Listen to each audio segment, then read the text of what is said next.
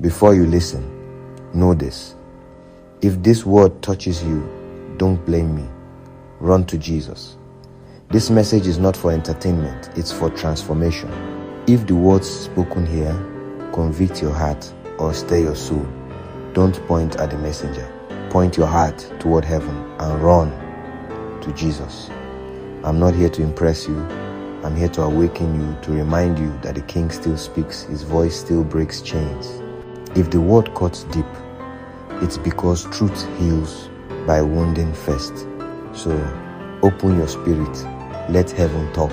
If you feel it, don't resist it. Run to Jesus.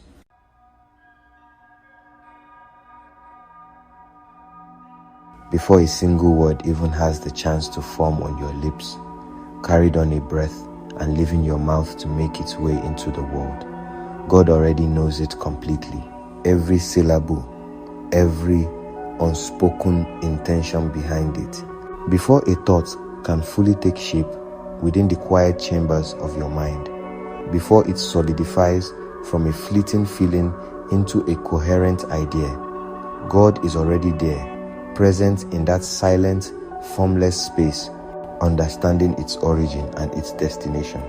This is the simple, profound truth at the very heart of Psalm 139.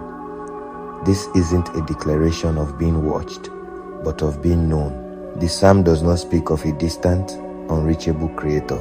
Instead, it tells us with gentle certainty that God is near, intimately close, woven into the very fabric of our being and our world. God fills all things, every corner, every shadow, every moment. There's no place we can go where this presence is not. Let your mind drift to the quiet miracle of dawn. This light moves without hurry across sleeping fields, still waters, finding its way to every single leaf, touching every human face with its impartial grace. This light does not need to ask for permission to enter. It does not knock on a door. It is simply and wonderfully already there, a constant and life-giving reality. This is not the harsh glare of a spotlight meant to expose and judge. Rather, it is the warm, steady glow of a lantern held by a loving hand, illuminating the path ahead just enough for the next step and revealing the beauty that was there all along. Let us begin this journey together in quiet attention.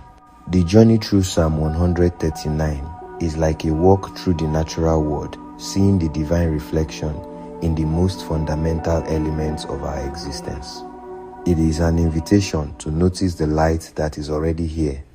Now, let us turn our attention from the visible to the invisible. Think about the air that surrounds you right now. It is a constant, silent companion. You do not see it. You cannot grasp it with your hands. And most of the time, you do not even consciously notice its presence. Yet, you feel its presence with every movement as it touches your skin like a gentle caress. More importantly, you depend on it for life itself, drawing it into your lungs with every single breath you take, moment by moment, without fail. The psalm speaks of God being in our inmost parts. God's spirit is like the air, filling every room, every space, every lung, silently and constantly sustaining all that lives, an intimate and life-giving force. Imagine a vast field of tall grass on a breezy day. The Spirit of God is like this wind, moving where it will. That same unseen presence that can move a whole field of grass can also lift something as small and fragile as a feather. It is a presence that holds you with that same combination of immense power and tender care, always perfectly attuned to your needs. I invite you now to take one full conscious breath, breathing slowly and deeply through your nose, feeling the air fill you. Hold it for just a second. And now, breathe out just as slowly through your mouth, releasing the air completely. Each breath is a reminder that the source of your life is nearer than your heartbeat. If you are sent to the heavens, God is there. If you make your bed in the depths, God is there too. So be still for another moment. Know that With each breath, you are participating in a divine exchange, receiving and returning the gift of life. Let us now consider the element of water. Water is fluid, powerful, essential for life.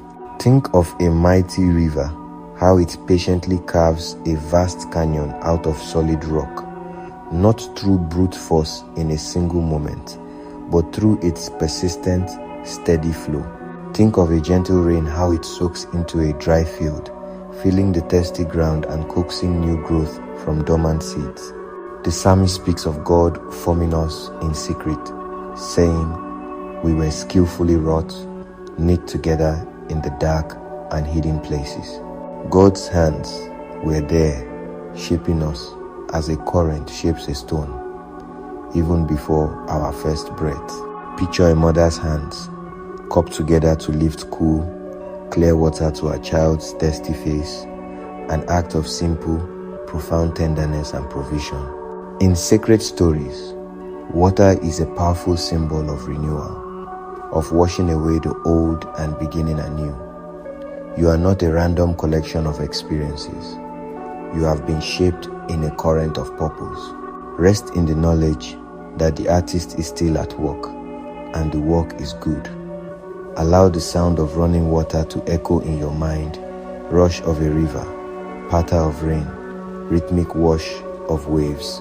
Even when the current has felt rough or the waters have been deep, that shaping presence has not left you. You are being carried, and the destination is one of love. Now, let us turn our thoughts to the element of fire. It can be the small, contained warmth of a heart on a cold night. It can also be the wide, brilliant light of a bonfire, pushing back the darkness and inspiring awe. Fire brings a unique kind of light, a light that seems to burn through shadows with an active intensity. The bright, active spark of wisdom and wonder. Each question we dare to ask is a sacred flame. Fire has a way of waking us up. Such knowledge is too wonderful for me, too lofty for me to attain. It is the feeling we get looking through a telescope at a distant galaxy or a microscope at the intricate dance of cells.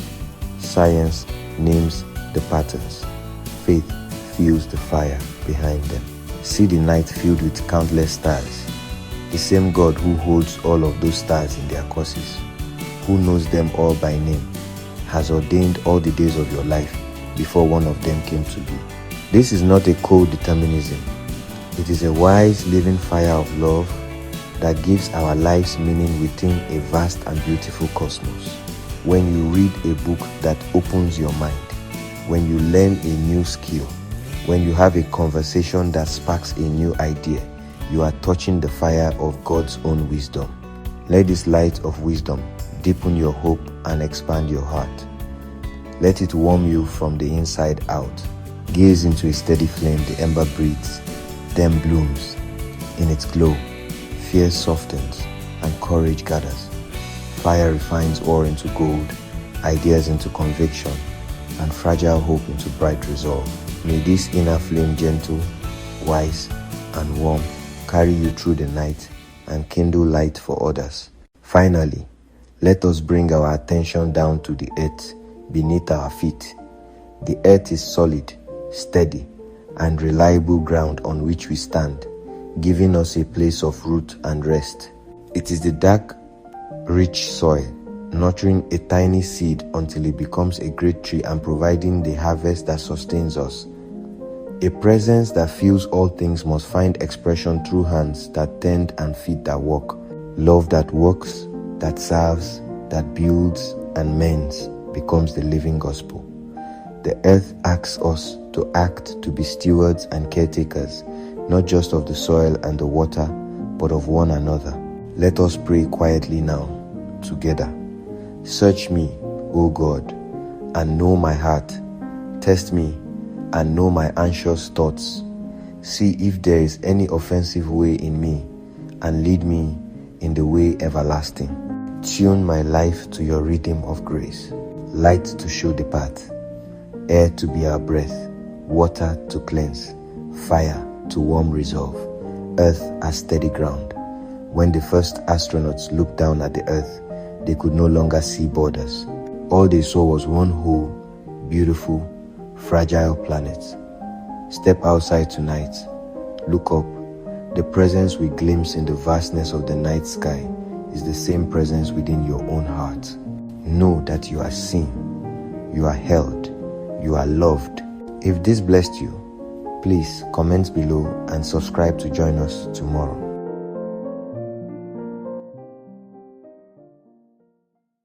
Warning: if you had it, what are you waiting for? If I were you, I wouldn't take another breath. I would step forward and hold on to Jesus. Did you hear that? There comes a moment when heaven calls your name and hesitation becomes dangerous. This might be that moment. Don't reason, don't delay. Run to the arms that never let go. Because every heartbeat is borrowed mercy, every breath a gift of grace. Don't waste invitation. If you heard him, hold on to Jesus. Did you hear that?